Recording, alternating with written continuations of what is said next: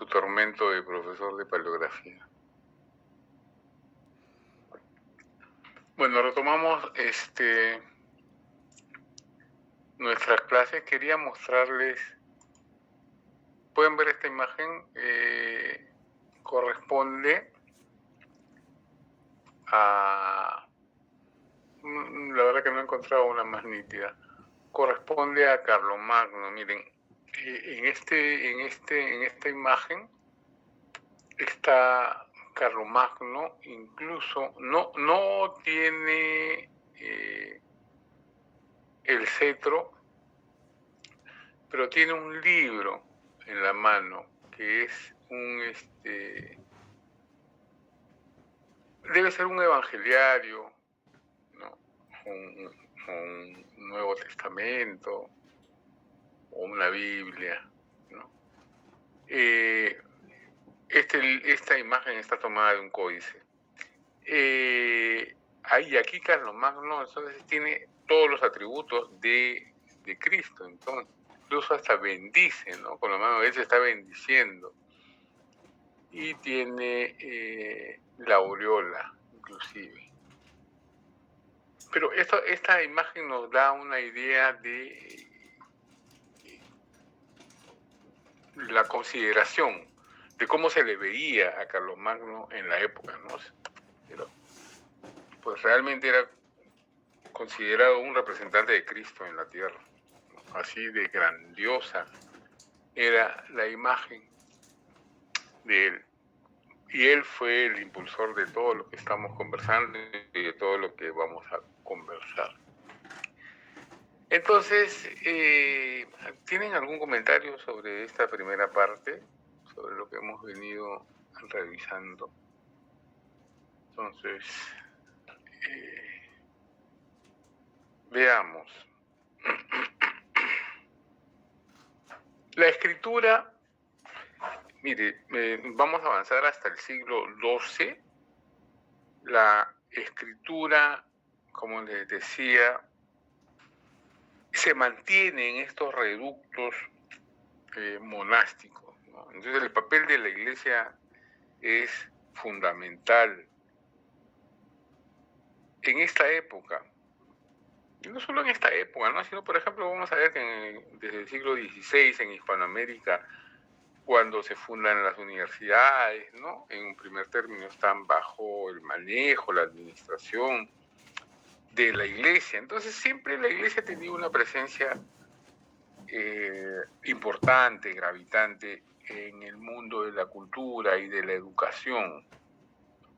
Entonces, esta etapa no es ajena a ello. Estamos viendo que por más de 3, 4 siglos, la cultura se ve reducida,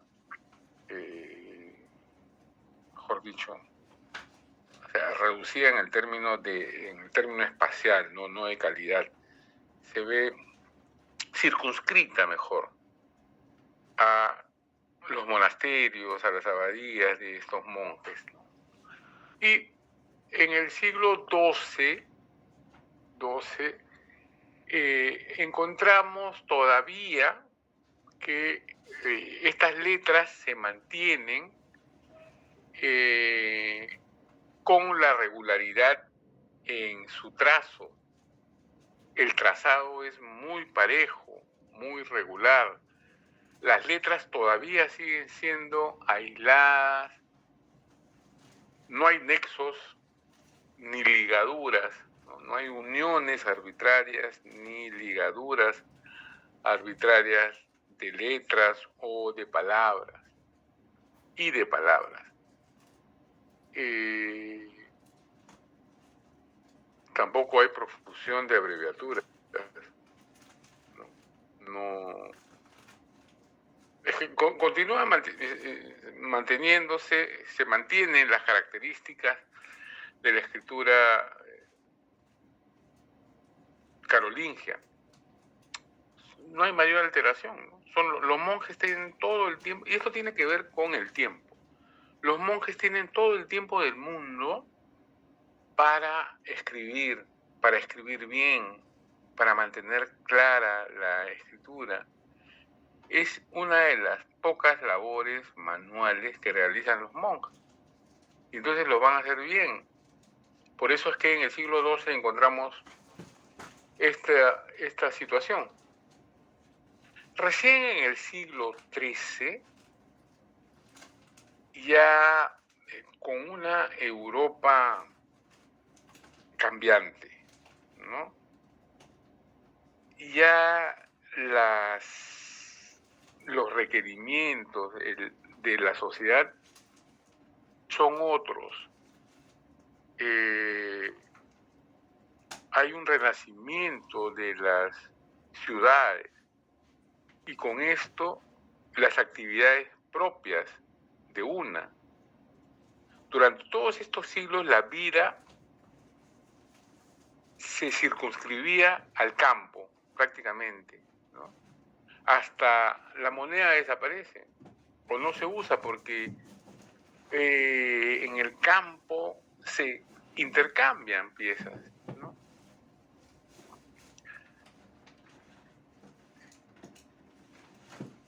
Al empezar, este es un fenómeno que no vamos a revisar, al empezar el nuevo ciclo de vida en las ciudades, producto de la huida de muchos siervos, ¿no? Entonces se recluyen en las universidades, los mismos reyes se fortalecen en las ciudades en contra de los señores feudales.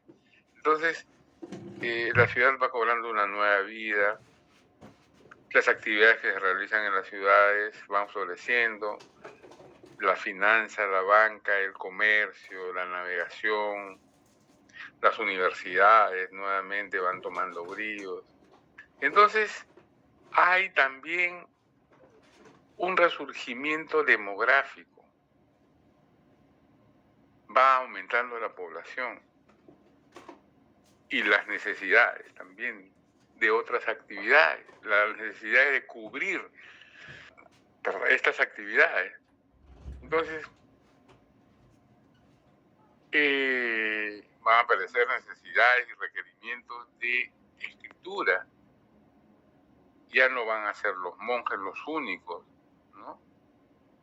Sino que los ayudantes de los monjes van a ser parte de este proceso y van a desarrollar las actividades que antes ejercían los monjes. Entonces van apareciendo la figura de los escribanos, ¿no?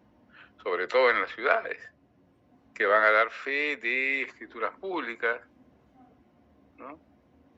Como parte de estas actividades florecientes de la ciudad.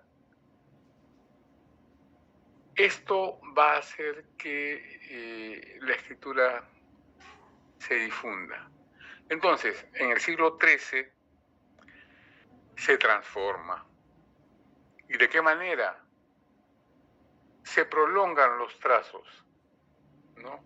Se prolongan los trazos rectos hacia arriba, altos, y hacia abajo, bajos, de forma curva. Las letras que tienen como la D, la B, la L, la T, la P, la F, la G, que tienen trazos altos y bajos, o sea, que sobresale en la línea del renglón, se van a hacer más prolongados, ¿no? La I corta, la Y, se van a hacer más prolongados y en forma de curva, además.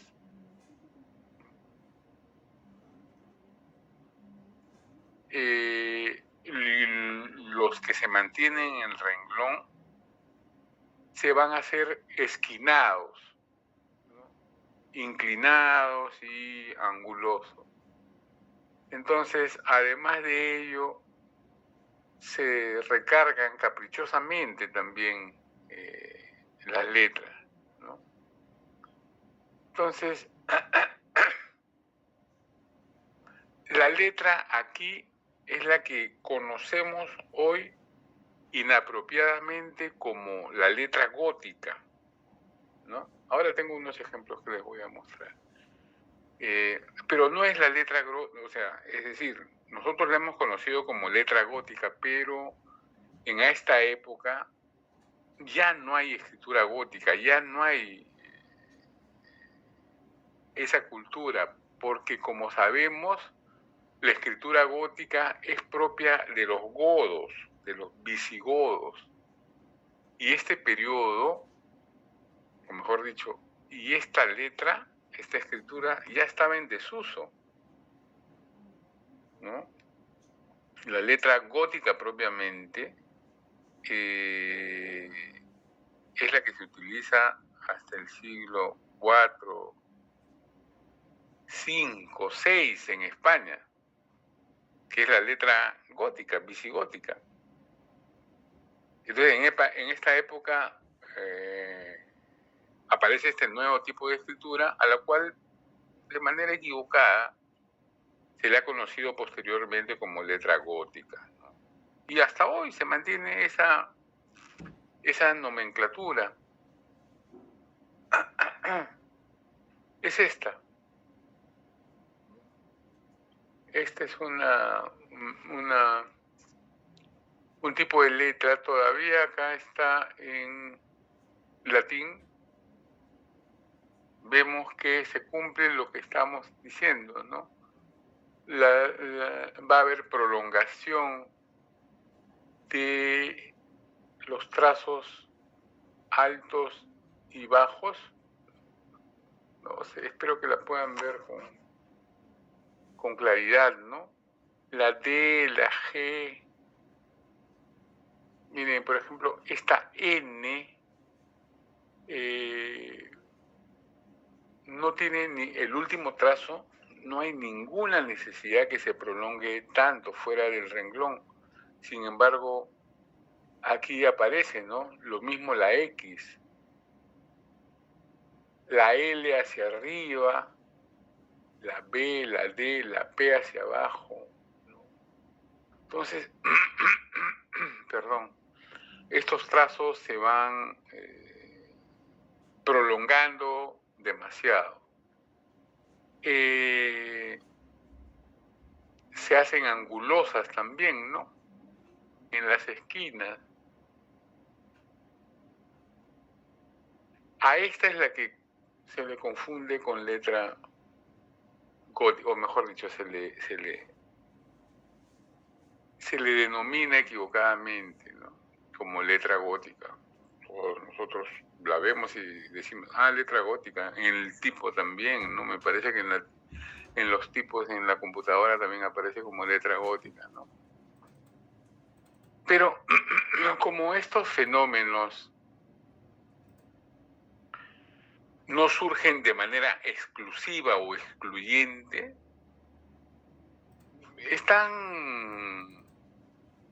se mantienen otro tipo de escrituras, ¿no? En paralelo, que son derivadas del francés, pero de forma más cursiva. Vamos a ver después. En España aparece desde el siglo XII. En España aparece desde el siglo XII ese tipo de letras, pero se hace más frecuente en la segunda mitad de este siglo. Las primeras letras, los primeros tipos de letras que estamos hablando, son usadas en un documento, en la tipología de documento, que se llama privilegio, ¿no? Escritura de privilegio. ¿Qué son los privilegios? Como su nombre lo indica, son documentos en los cuales se conceden gracias, se conceden beneficios a ciertos individuos, ¿no? Estos privilegios reales hacia la segunda mitad del siglo XII se generalizan, cuya escritura se generaliza de esta forma. Son rectilíneos todavía, porque perpendiculares al cajón, ¿no? Perpendiculares al renglón aparecen, ¿sí? Pero también tienen formas cursivas, ¿no? De alguna manera tiene forma cursiva, aunque no hay mucha inclinación, pero todavía tienen formas cursivas. Los trazos son hacia arriba y hacia abajo, como vimos en el siglo XI.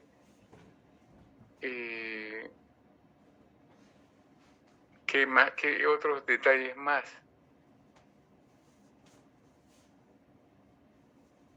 Son rectilíneos, abiertos.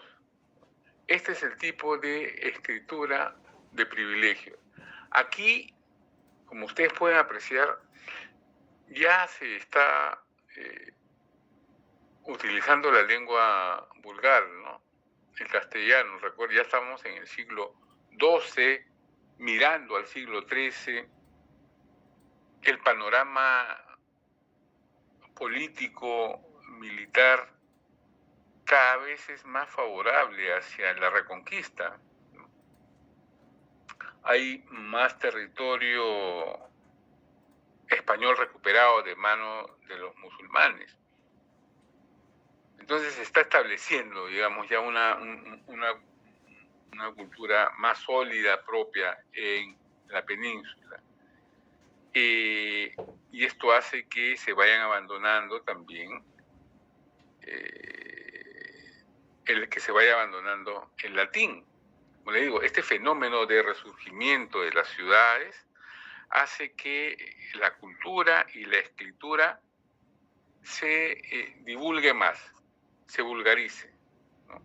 En el sentido que cada vez más gente está escribiendo en su propia lengua, ya no en el latín. El latín se va desplazando solo, o mejor dicho, se va reduciendo al uso de documentación oficial, ¿no? Y sobre todo al ámbito eclesiástico. En cambio, con la aparición de nuevas actividades como la del notario, la del escribano, la escritura se castellaniza. Acá vemos que estas escrituras de privilegio están ya en español antiguo. Está claramente, se puede ver, ¿no? Acá dice Millán. Millán es un nombre propio. Millán, miren la M cómo va, ¿no? Con trazos, pues caprichosos, ¿no? Millán Pérez de Long, me parece que dice, de John. La FISO, la hizo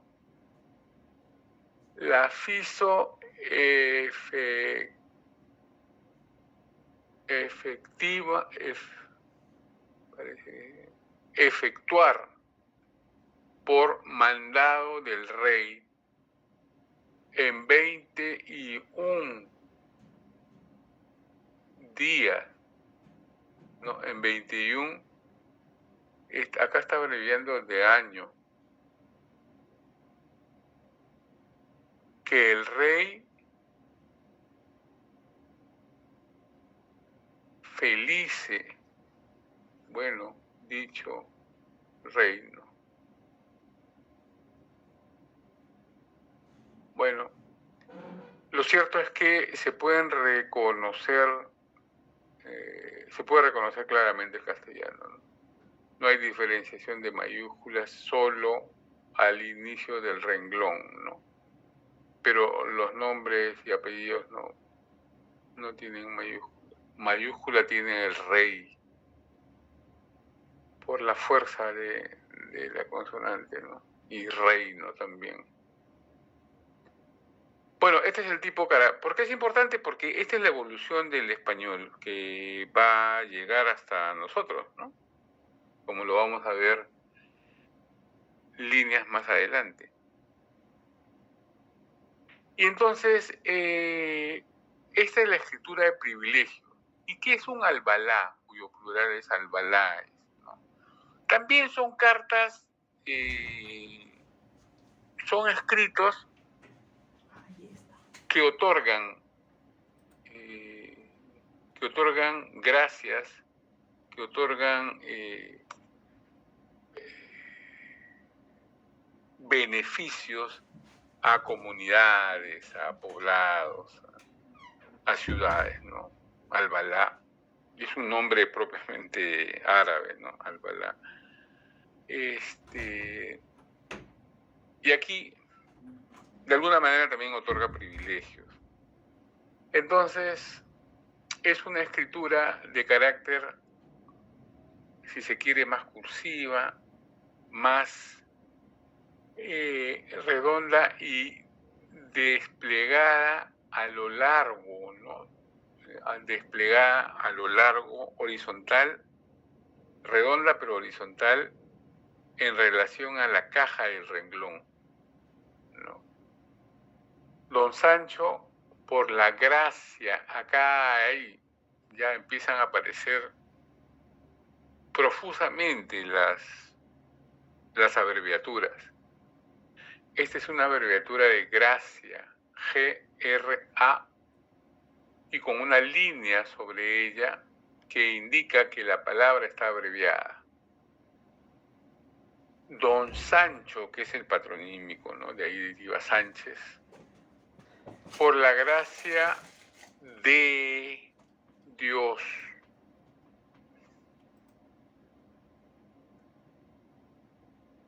Doy en...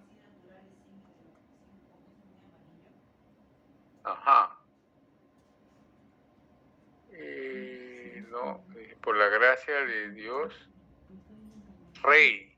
Acá dice rey. Rey de Castilla, de Toledo, de León, de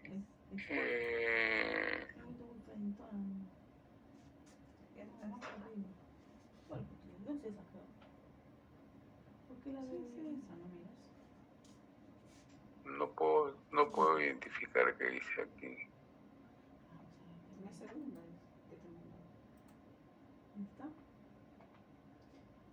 Ya, pero ustedes recuerdan la intitulación de dominio, cuando veíamos diplomática, es esto, ¿no?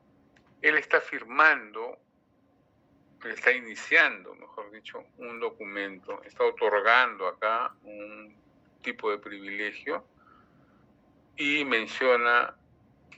se menciona en primer término, ¿no?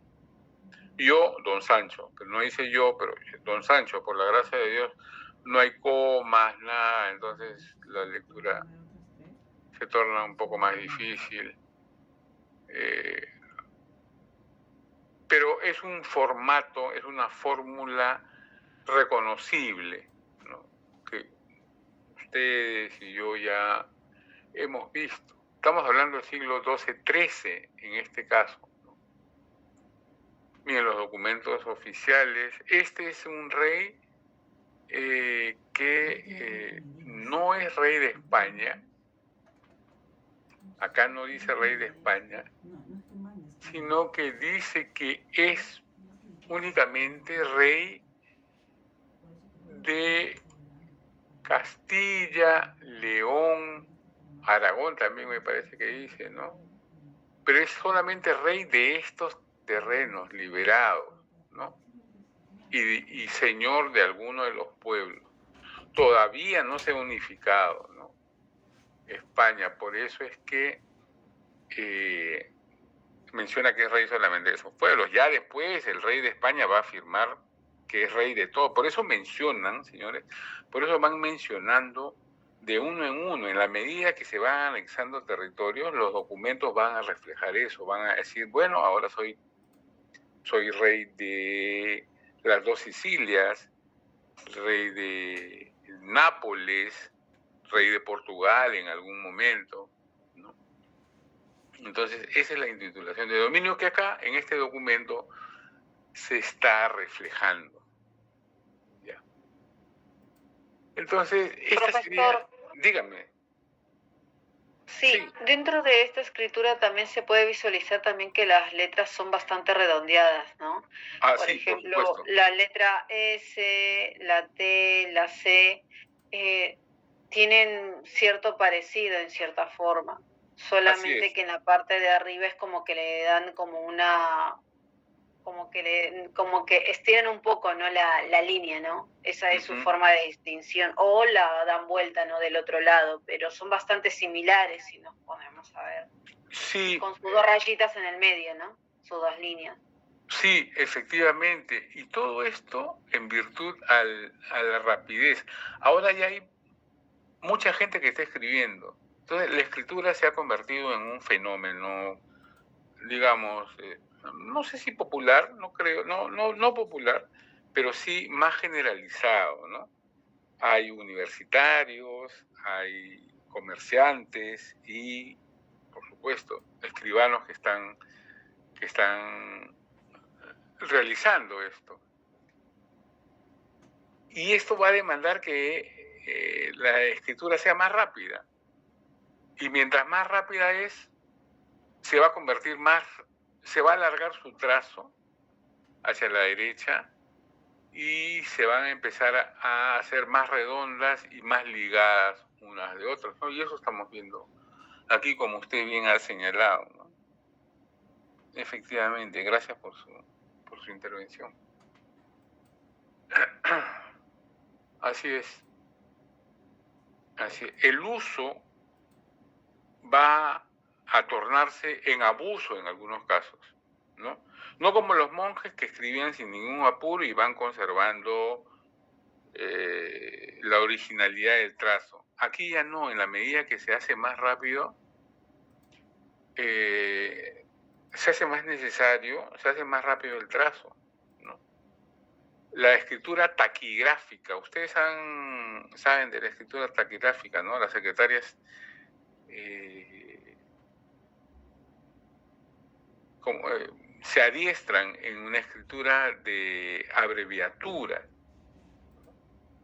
La escritura taquigráfica para tomar nota no requiere de la expresión completa de las palabras, sino de signos que indican palabras, ¿no? Entonces, eso se llega en virtud a la necesidad de una rapidez de tomar nota.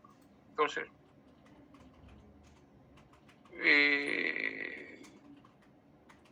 la escritura en nuestro caso evoluciona por ese lado.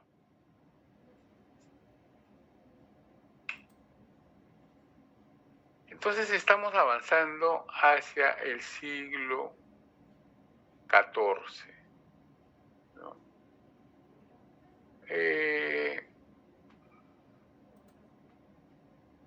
Estas escrituras que hemos visto anteriormente son derivadas de la francesa, ¿no?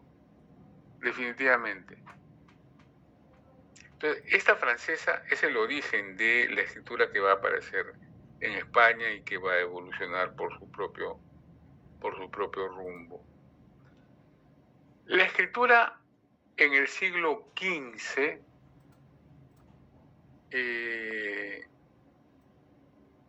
el siglo XIV, perdón, tiene sus propias características. En la primera mitad de este siglo, de esta centuria, se siguieron utilizando el tipo de escritura anterior, ¿no? De las francesas y derivadas de las francesas. Como conversamos en algún momento, conviven este tipo de escrituras. Algunas se van abandonando paulatinamente y quedan circunscritas geográficamente, ¿no? O se mantienen en ciertos sectores de la sociedad como la escritura en latín, la capital, ¿no? Y la uncial, que se mantienen en niveles de la jerarquía eclesiástica o de la enseñanza universitaria, ¿no? Los libros se van a redactar, se van a escribir en este tipo de escritura, ¿no? Pero estas nuevas letras que van apareciendo se van desarrollando en diversos ámbitos, en el comercio, otro tipo entre los notarios y escribanos, entre los intelectuales. Entonces, tenemos varios tipos de escritura que conviven, pero lógicamente unos tienen mayor difusión que otros, en virtud a las actividades que cubren, ¿no? y a la gente, al tipo de gente, al tipo de oficios que van a utilizarlos, ¿no? Por eso decimos que se siguieron utilizando durante este periodo las anteriores letras francesas.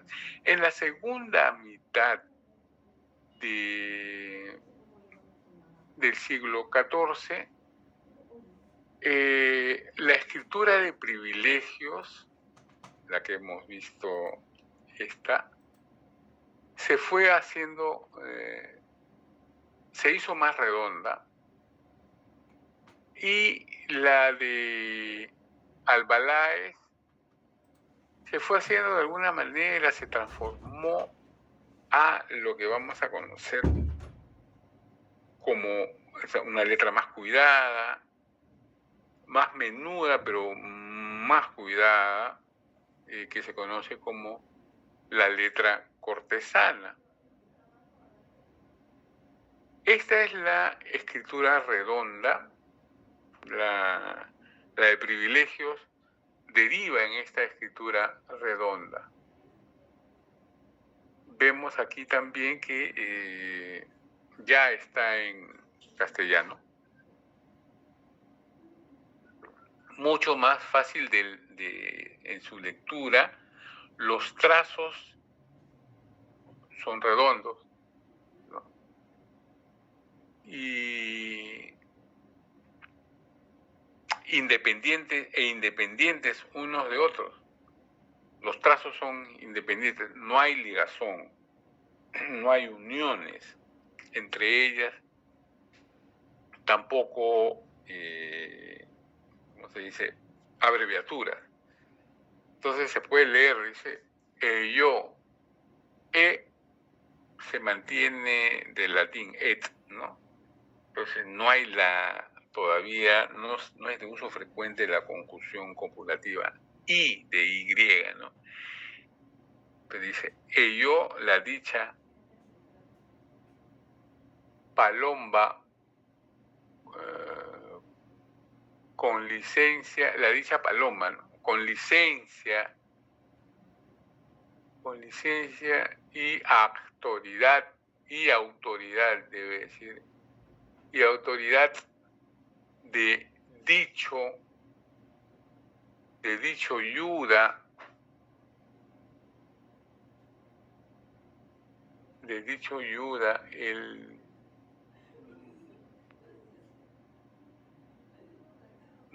mi marido, del dicho Grau, ahí es un apellido, mi marido, que primeramente da, pero son, el sentido todavía no lo encontramos, ¿no? Pero me parece que es una escritura que hace una mujer, lógicamente lo ha hecho alguien por ella, ¿no? En su nombre. No entendemos el sentido del texto, pero se puede reconocer fácilmente el alfabeto y el idioma en el que está escrito. Entonces, ya estamos evolucionando cada vez más hacia formas conocidas por nosotros, ¿no? Entonces, la escritura de privilegios es la que desemboca en la segunda mitad del siglo XIV a esta escritura redonda. Y la escritura de Albalá, o de Albalá es en plural, andando el tiempo hacia la segunda mitad del siglo XV, va a desembocar en la escritura que conocemos como cortesana. ¿Por qué cortesana? Porque es la que se realiza los secretarios de las cortes. Digamos, es una letra menos vulgar, no es de manejo del vulgo, a eso me refiero, sino es un tipo de letra circunscrita a un ámbito, ¿no? La cortesana. Sí, es cuidada, también es redonda, más cursiva, minúscula, pero es un poco más compleja en su lectura, ¿no? Y aquí sí hay un buen número de abreviaturas. Dice, nos, el rey. Miren esta grafía del rey. Aquí le quiere dar, en realidad se debe escribir, la intención era doble R, pero la doble R se manifiesta como una R grande mayúscula. Y acá tiene unas formas muy caprichosas, ¿no? Nos, el rey, y dice, ¿no? La reina, ¿no? Están firmando los dos. Nos, el rey y la reina, de la reina de Castilla. Castilla está abreviado, me parece, porque acá hay una línea. De León, ¿no? Hasta acá dice de León. De Aragón. De Aragón, sí, efectivamente. Muy bien, gracias. De Aragón, de...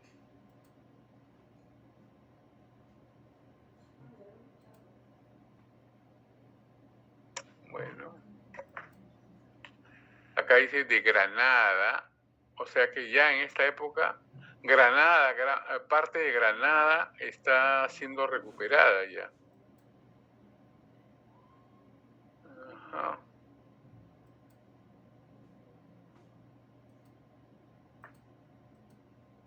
Reinos. Entonces, estos señores es el nuevo tipo de escritura que ha surgido, ha evolucionado de la escritura de Albalá. Entonces van apareciendo nuevos tipos que se van a quedar con nosotros a lo largo del siglo XVI, XVII, incluso el XVIII. Conozcamos ahora, a ver qué tenemos aquí. ¿Por qué se repite? Perdón. Nuevamente la escritura redonda. Entonces, aquí tenemos, ya en el siglo XV, tenemos 5 tipos de letras. Existen en este periodo 5 clases derivadas, ¿no? Que vienen desde la francesa, la evolución propia de este tipo de escritura en España, el surgimiento de otra. Entonces identificamos estos 5 tipos. ¿Cuáles son? En primer lugar, tenemos una que se conoce como la bastardilla, o itálica, cuyas formas van a evolucionar y se van a mantener hasta el presente. Esto es un fenómeno que perdura durante mucho tiempo. Este tipo de escritura es de carácter semejante a la bastarda española, ¿no?, que hoy conocemos. Esta escritura se llama itálica porque imita documentos pontificios, documentos romanos, documentos que vienen del Papa, ¿no?, que son breves y bulas, y además de otros documentos italianos también, de ahí su nombre. Se generaliza entre los cultores de las ciencias, entre los que pertenecen al mundo de las matemáticas, de la astronomía, de la ciencia, de la medicina. ¿Ya? Entonces, mantienen en ese ciclo, en ese núcleo. Luego, con el paso del tiempo, por supuesto, se van abriendo y van generalizándose hacia otras esferas, sobre todo en esta letra bastardilla, ¿no?, que es la que se va a mantener durante largo tiempo, durante mucho tiempo, ¿no?, que es la letra itálica. El segundo tipo, no lo estoy diciendo en orden de importancia, sino simplemente como va saliendo. El segundo tipo, que es la letra redonda, que lo hemos visto, es de trazado regular. Si ustedes se han dado cuenta, es ancha, ¿no?, de escritura gruesa, sus líneas son gruesas, y no abunda en abreviaturas, hay pocas más bien. Este tipo de letra redonda no presenta palabras divididas, ¿no? No hay divisiones arbitrarias. Y su uso es en documentos de importancia para los reyes, y algunos particulares también, de jerarquía. También se utiliza en algunos libros, en algún tipo de libro. Tenemos en tercer lugar la letra alemana, se llama así, que procede de la letra francesa. Esta letra alemana es la que la que conocemos hoy por su semejanza con la letra gótica. Esta sí es, podríamos llamarla así.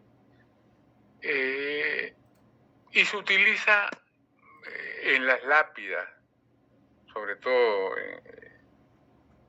que estudia la epigrafía. Es más estrecha que la letra francesa, ¿no?, más pegada, más junta. Sus extremidades, es decir, sus trazos hacia abajo, terminan en ángulos muy agudos en algún caso. Y su uso se hace más frecuente en inscripciones y en la tipografía, ¿no?, más que en documentos. En los documentos sueltos no.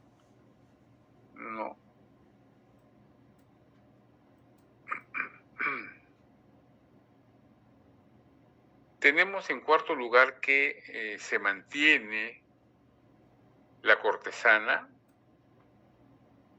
Si tenemos que ubicarla, podría estar en el segundo lugar, ¿no? Después de la romana o la bastardilla o italiana. Esta escritura cortesana, que como vimos aparece en el periodo anterior, es una derivación, como le dije, de la letra de Albalá, pero es más redonda y en sus trazos. También es apretada, menuda, minúscula, casi sin abreviaturas. Acá es muy ligada. Acá sí se puede ver que hay mayor ligazón. Los rasgos finales de este tipo de escritura se prolongan de forma curva, ¿no? Encerrando la palabra. Vamos a ver ahora en las imágenes, ¿no? Por ejemplo, acá tenemos la escritura itálica que mencionamos en primer lugar. Esta escritura itálica o bastardilla es la que se circunscribe a un tipo determinado de cultores de la ciencia.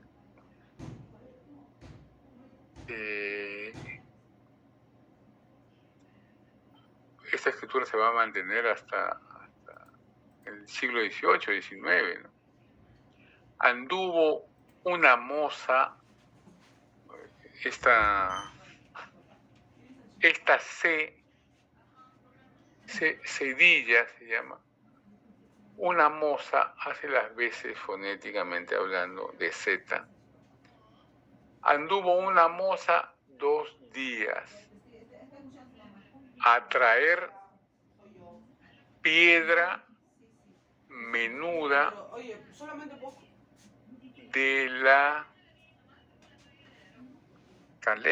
calera, habrá querido decir, de la calera. Ganó a Real, la vendió, ganó a Real, este es doble R, pero acá está unida, ¿no? Está unida de manera arbitraria. Ganó a Real con la bestia. Bueno, me imagino que la trajo con mula, habrá dicho.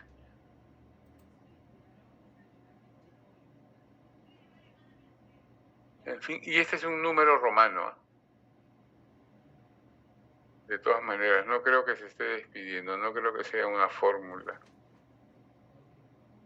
Esta es una L.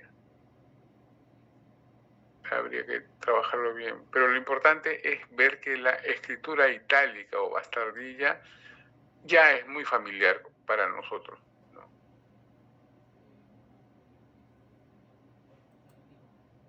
Esta es la letra redonda que vimos anteriormente, que es ancha, redonda, de regular trazado, de líneas gruesas, no hay abreviaturas. Este es un texto en latín, no pude encontrar otras más a la mano, ¿no? Acá no se presenta dividida las palabras, ¿no? Y se usa en un ámbito muy circunscrito a la de los reyes y particulares. En libros también. ¿Qué tenemos por acá? La alemana. Esta escritura alemana que es más parecida a la gótica que conocemos nosotros, ¿no? Procede, como no, de la francesa y se escribe, se utiliza para libros, ¿no? Lo encontramos en lápidas también.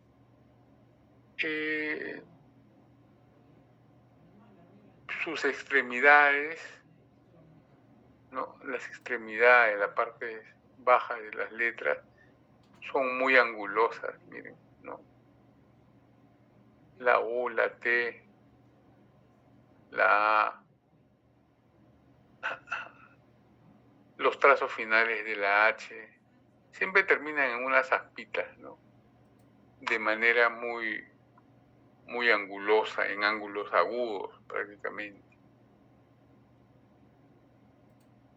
Nosotros no vamos a encontrarnos mucho con este tipo de letras. Esta la hemos visto ya, es la cortesana, ¿no? Que es una derivación de la letra de Albalá, redonda, como ustedes pueden ver, apretada, menuda, con pocas abreviaturas, y es muy ligada con la que viene, ¿no? Por ejemplo, vemos ligados, ya unidos, ya hay uniones, ¿no? Con él, rey, reina, ¿no? Todas las letras ya están, las letras de una palabra están ligadas, como hoy solemos escribir. Y por favor, esto se usa en despachos, en cartas, en documentos de las secretarías de los reyes, ¿no? Se utiliza su consejo, sus cancillerías y por extensión en documentos de particulares de gran importancia, de individuos particulares de gran importancia. Ojo con esta letra cortesana, también es la que nos vamos a encontrar en nuestro caminar por estos mundos. Luego tenemos la letra procesal, que es una corrupción. Esta, si quieren la llamamos evolución, pero una evolución en decadencia. Prefiero denominarla como corrupción de un tipo de escritura, ¿no? Es una degeneración de la cortesana, de esta, ¿no? Se imita pero se corrompe luego, y este es el resultado. Es la figura de letras, aunque de ambos tipos la letra es la misma y las abreviaturas también, pero en este periodo es más tendida, ¿no? Más tendida hacia la derecha, o sea, el trazo se hace más tendido, más incorrecta también, y de mayor tamaño, ¿no? Ocupa casi todo el renglón, si no se excede un poco más. Es, como ustedes pueden apreciar, es mucho más abundante en los enlaces, no solo de letras, sino de palabras. Es más irregular también en su trazo, ¿no? Y arbitrario en la separación de palabras. Dice acá, miren la P, pues es un trazo absolutamente descuidado, irregular, ¿no? El trazo va hacia arriba cuando debería ir a lo largo del renglón, ¿no? Dice, por hacer bien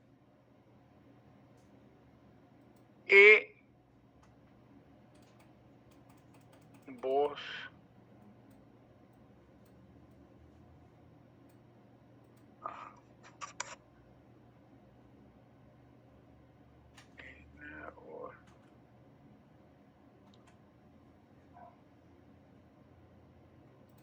es absolutamente ilegible, ¿no? Se reconocen algunas letras, algunas abreviaturas,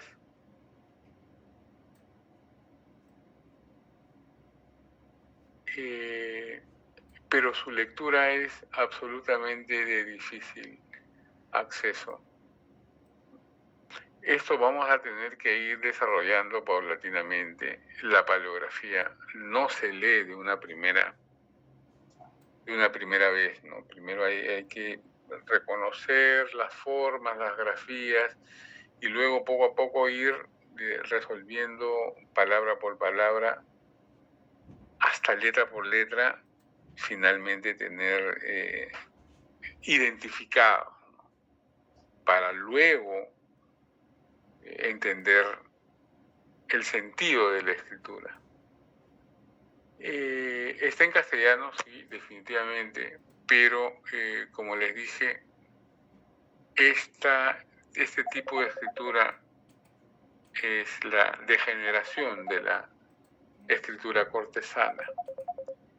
Desde el último tercio del siglo XV,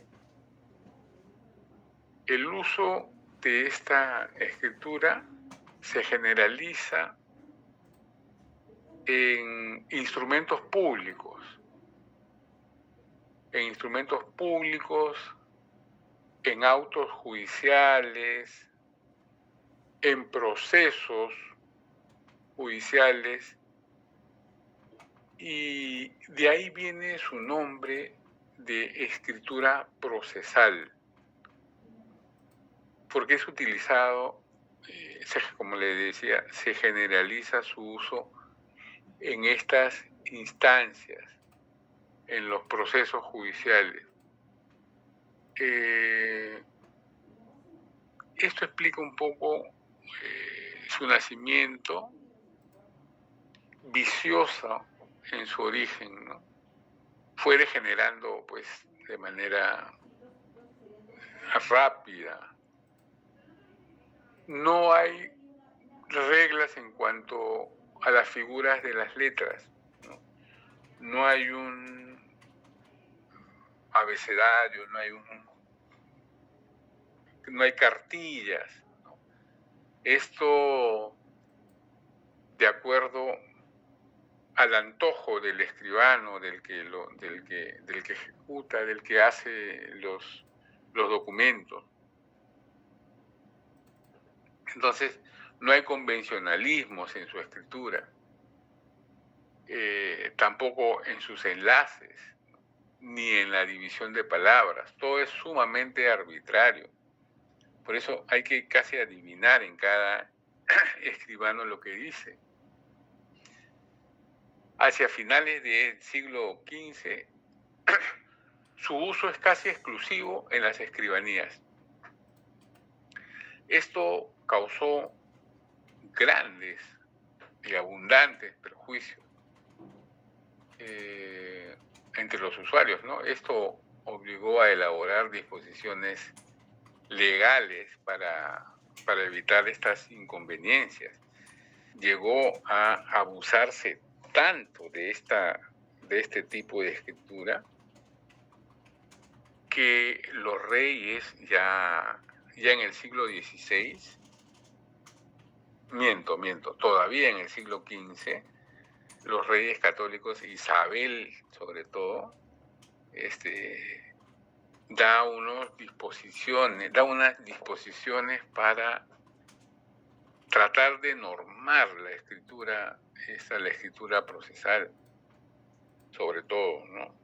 La escritura en general, pero sobre todo incide en la escritura procesal encadenada o de cadeneta, como se llamaba también. Da pautas de cómo se debe escribir, cuántas palabras por renglón para no abusar de ellas, cuántos renglones debe tener un folio. ¿Por qué? Porque los escribanos se se tornaron muy avesados en estas lides, y ellos, creo que les comenté en algún momento, ellos cobraban por folios, ¿no?, de los documentos. Mientras más folios, bueno, mayor era el cobro. ¿Y cómo aumentaban el número de folios? Extendiendo las letras y las palabras. Entonces, de tal manera que vamos a ver en algún momento, cuando empecemos a hacer las prácticas, cómo en algunas filias, en algunas líneas, encontramos hasta 5 o 6 palabras y ya se cubrió toda la línea. Entonces, a esto recurrían los escribanos para aumentar el número de folios, ¿no? A más palabras por línea, se van a requerir más espacio. Se va a requerir más espacio, y entonces sus ganancias van a ser mayores. Tan difícil se tornó la escritura que nadie podía leerlo. En los tribunales nadie podía leer, y tenían que llamar a los mismos escribanos, cobrando por supuesto, para que dieran lectura a sus documentos. Entonces todo esto causó grandes conmociones, y las protestas llegaron a las autoridades, quienes, claro, ellos no tenían problemas porque seguían manteniendo su escritura en sus cancillerías, en sus escribanías propias, ¿no? Pero el problema lo tenían en los tribunales, abajo, la gente de a pie. Entonces, por eso es que los reyes, sobre todo Isabel la Católica, pretende dar estas disposiciones, pretende normar la escritura de alguna manera, ¿no? Entonces, entre estas medidas dice que cada folio debe tener un máximo de 25 renglones, ¿no? Y cada renglón un número determinado de palabras. Pero igual, los escribanos tratan de sacar la vuelta. Y cuando llega la escritura a Hispanoamérica, sin mucha fiscalización cercana, los escribanos vuelven a hacer lo mismo, ¿no? Renacen antiguos vicios, y la letra procesal y procesal encadenada reaparece en Hispanoamérica. En España, esta procesal, o la escritura, la reforma de la escritura, se concreta ya en el siglo XVII y XVIII. Entonces, ya ellos mantienen su escritura, la bastardilla, y otras más, ¿no? Pero la bastardía, sobre todo, se mantiene. Y se elimina la procesal y las otras letras ya viciadas. Esta es la procesal encadenada. Esto, amigos, aunque no lo crean, van a tener que leer. Esta es una escritura del siglo XVI que para nosotros en Hispanoamérica, todavía en el siglo XVII, está vigente. La mecánica de este curso es ir aprendiendo a leer desde adelante hacia atrás. Es decir, nosotros vamos a ir acostumbrándonos a las lecturas con documentos del siglo XIX primero, para ir retrocediendo. Porque se imaginan, si empezamos con el siglo XVI, no vamos a llegar a ningún sitio. Ya. ¿Cuáles son las causas de esta decadencia? Las causas de esta progresiva decadencia, que se vienen gestando desde el siglo XIII hasta el siglo XV, ¿no es cierto? Pero un segundo, tengo que tomar una pastilla, disculpen, amigos. Gracias. Les decía que esta decadencia no es de la noche a la mañana, ¿no? Esta decadencia viene realizándose desde el siglo XIII. Recuerden que la letra carolingia había sido el máximo, había alcanzado lo máximo hasta el siglo X, XI, ¿no? Por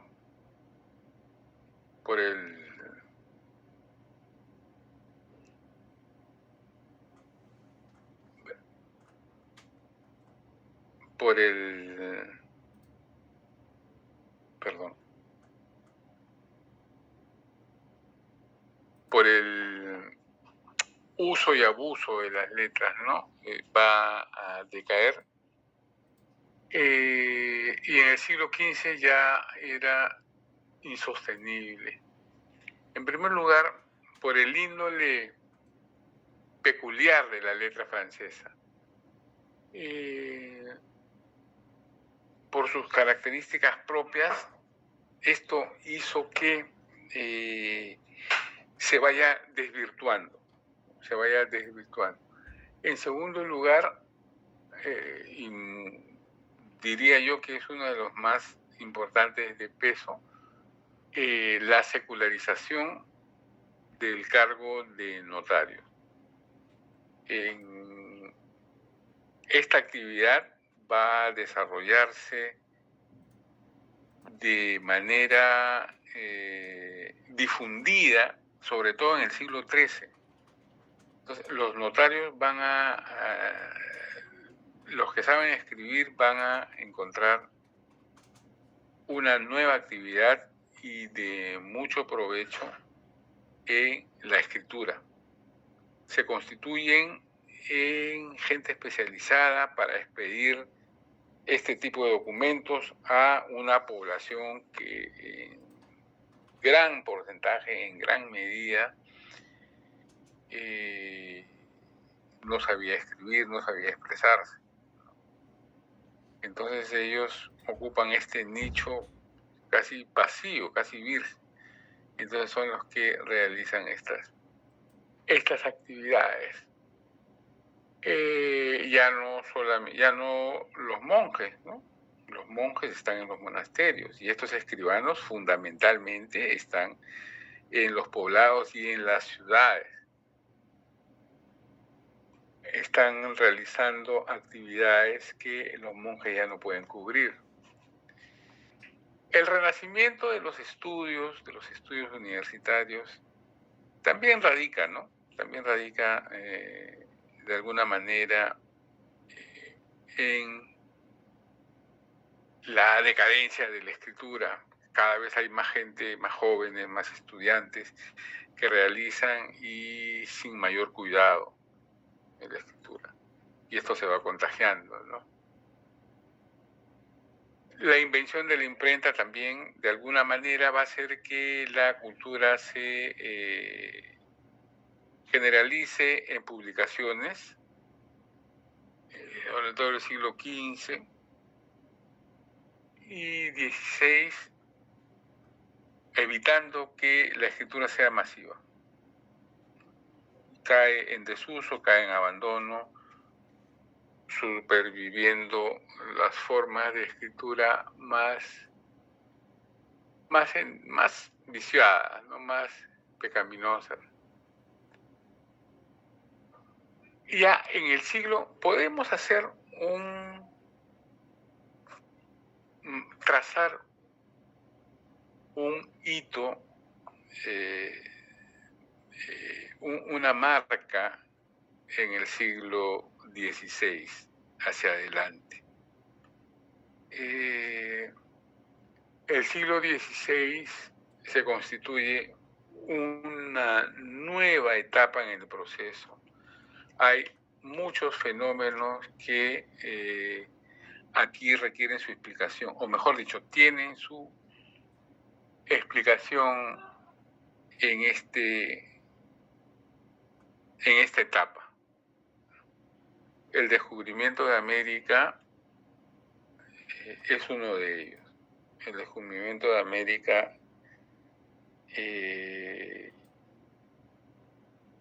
constituye el descubrimiento de un nuevo escenario donde se van a poder ejercitar, como les digo, las nuevas propuestas o los nuevos ideales de la sociedad europea, de una sociedad europea ya bastante pauperizada, una sociedad medieval en decadencia, llena de vicios, ¿no?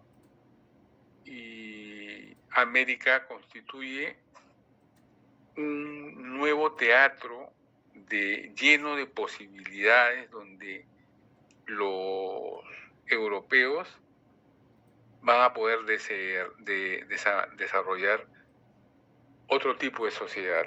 Por lo menos esto es lo que buscan los humanistas.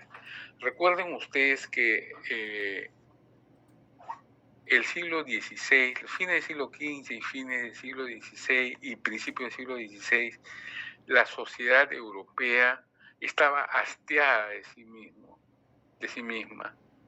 Empiezan a surgir nuevas miradas, ¿no? El humanismo, que es propio de esta época, trata de centrar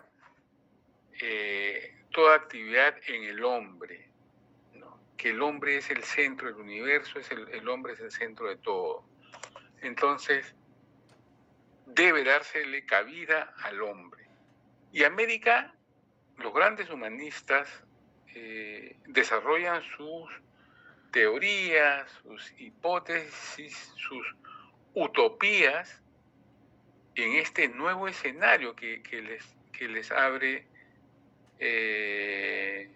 la América, el nuevo territorio descubierto.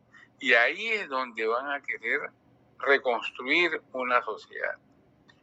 Señores, el tipo de ciudad que se construye en América, sobre todo en América del Sur, la América española, es el reflejo de eso. Es el reflejo del anhelo de los españoles y de los europeos en general, del pensamiento humanista, renacentista europeo, por construir una nueva sociedad desde cero, sin vicios, ordenada, ecuánime, coherente. Entonces, esta ciudad que conocemos con el trazado de Damero, o sea que Lima, por ejemplo, es un modelo. Este es el resultado de ese afán. No nace porque sí, sino hay un afán en las antiguas utopías medievales y del siglo XV y XVI que hablan de una ciudad perfecta, ¿no? Y entonces ya en Europa no se puede experimentar eso. En América, el nuevo continente es el sitio propicio para empezar a experimentar, a construir una ciudad nueva y una sociedad nueva también. Entonces, hay que entender que el siglo XVI es esto. El siglo XVI es un nuevo escenario, es un nuevo teatro, ¿no? En esta época siguen utilizándose la letra cortesana, la letra itálica o bastarda y la procesal. Entonces tenemos tres tipos de letras: la cortesana, la bastarda y la procesal. La procesal predominantemente es la que vamos a ver.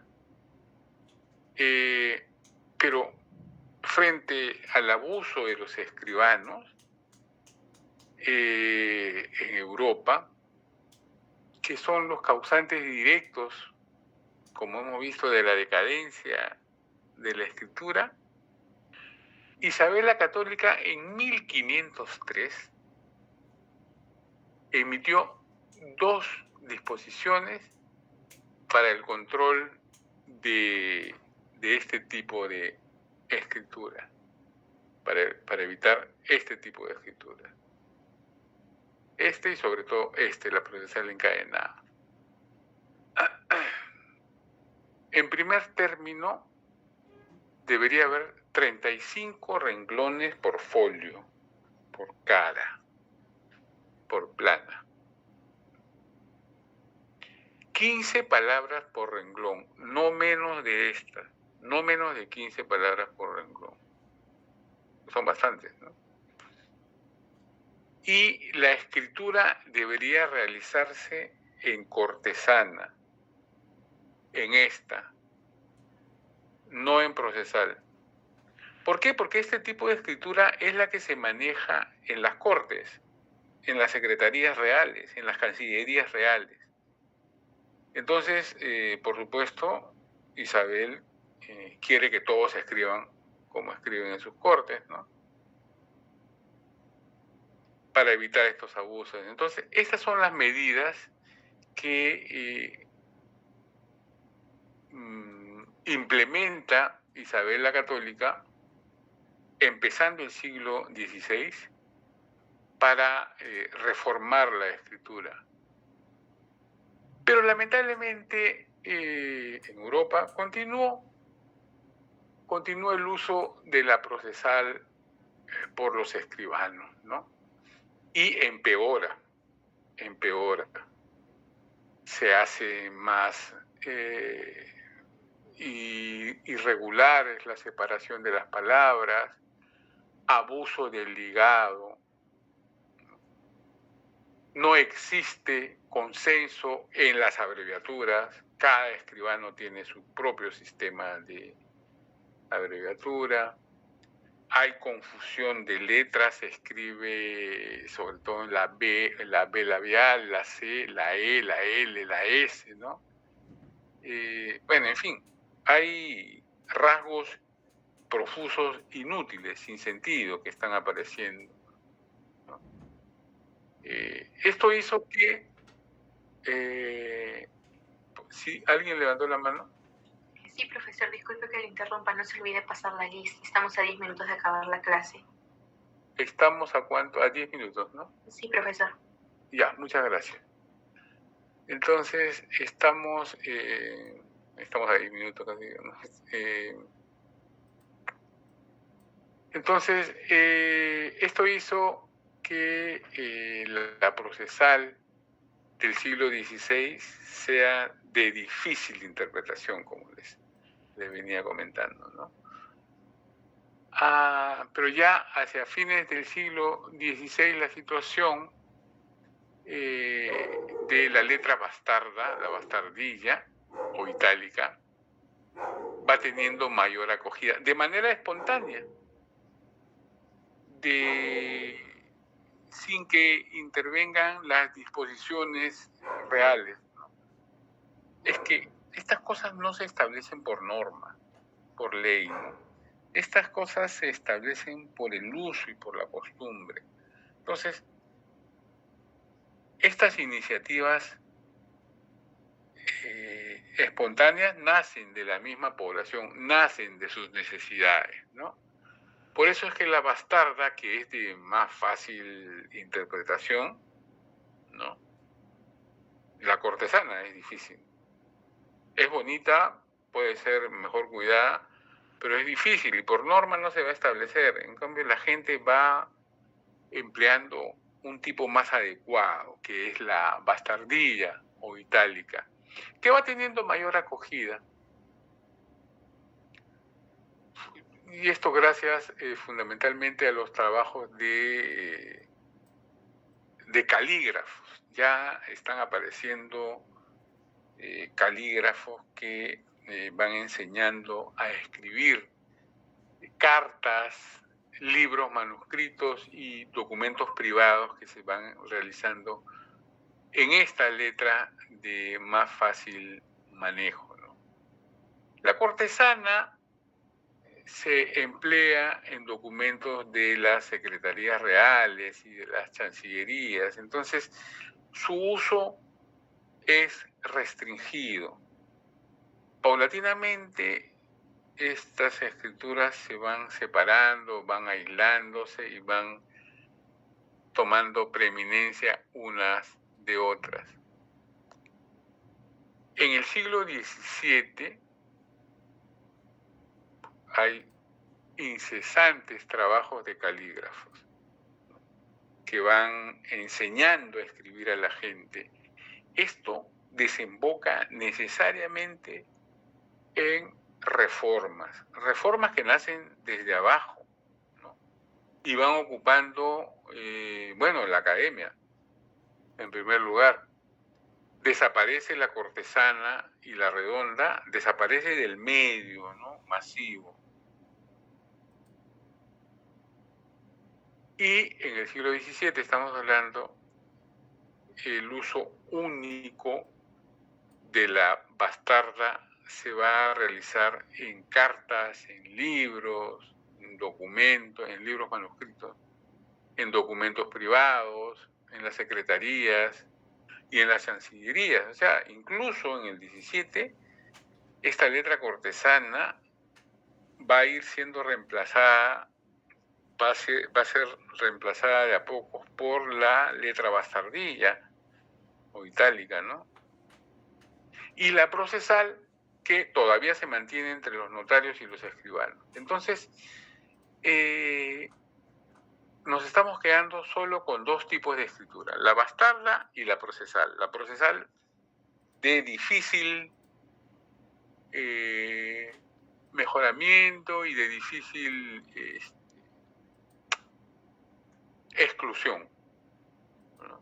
Más bien la procesal empeora y da lugar a la procesal encadenada. Entonces, en la segunda mitad del siglo XVII, la bastarda solo se usa para los instrumentos públicos, ¿no? La procesal desaparecerá a fines del siglo XVII.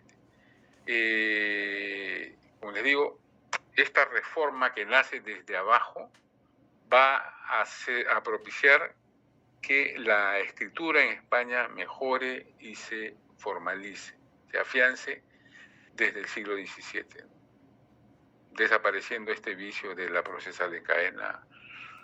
Amigos, nos vamos a quedar hasta aquí. Nos vamos a quedar aquí. Profesor, disculpe. Sí, dígame. La letra bastarda se usa en qué había mencionado, perdón. La letra procesal va a empezar, perdón, la bastarda me preguntó. Sí, lo último que había comentado. La bastarda empieza a utilizarse ya en instrumentos públicos, en documentos públicos, incluso en las cancillerías reales. Ya, desaparece, cede lugar a la cortesana.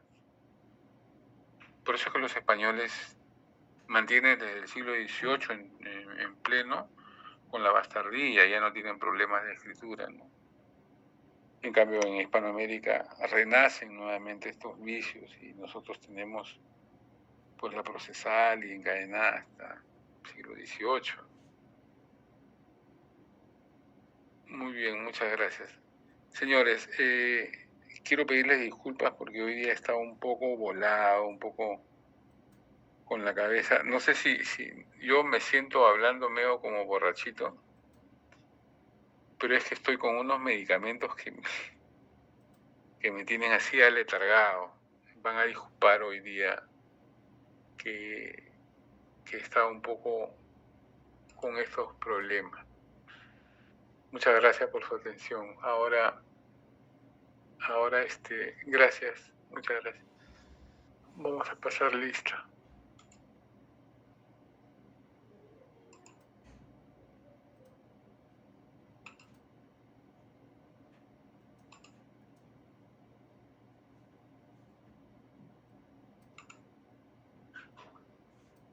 Aguirre. Profesor presente, buenas noches. Muchas gracias, buenas noches. Aburto. Profesor presente.